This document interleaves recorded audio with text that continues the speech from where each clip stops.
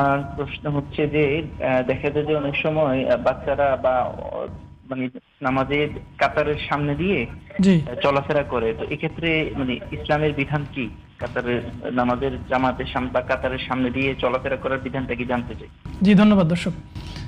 Sir, আমাদের একজন দর্শকের প্রশ্ন ছিল যে নামাজের সময় ছোট বাচ্চারা দেখা যায় যে নামাজের কাতারের সামনে দিয়ে হাঁটে। এই সম্পর্কে ইসলাম কি বলে?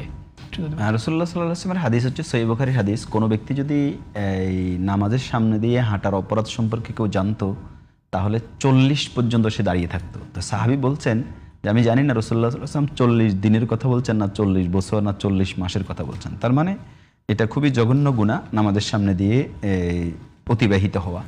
তো এখন কতটুকু সামনে দিয়ে অতিবাহিত হবে এটা নিয়ে আলেমদের মধ্যে অনেক মত আছে।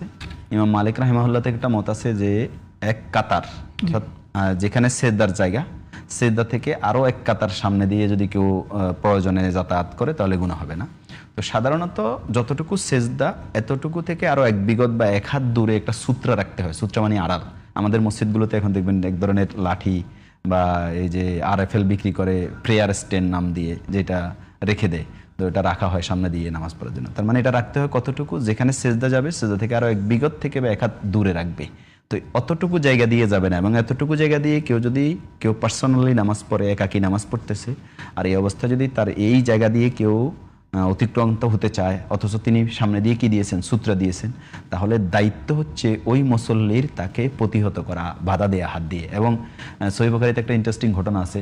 আবু সাঈদ খুদরী রাদিয়াল্লাহু তাআলা নামাজ পড়তেছেন এবং সামনে দিয়ে ঠিক ওই মুহূর্তে মারওয়ান ইবনুল হাকাম, মদিনার গভর্নরের বাতিজা যাচ্ছিল, তিনি এমন জোরে হাত দিয়ে ধাক্কা দিয়েছেন যে সরে গেছে। তো উঠে সে আবারও রওনা দিচ্ছে, আর এমন ধাক্কা দিয়েছেন একবারে মসজিদের ভিতরে যাই পড়ছে।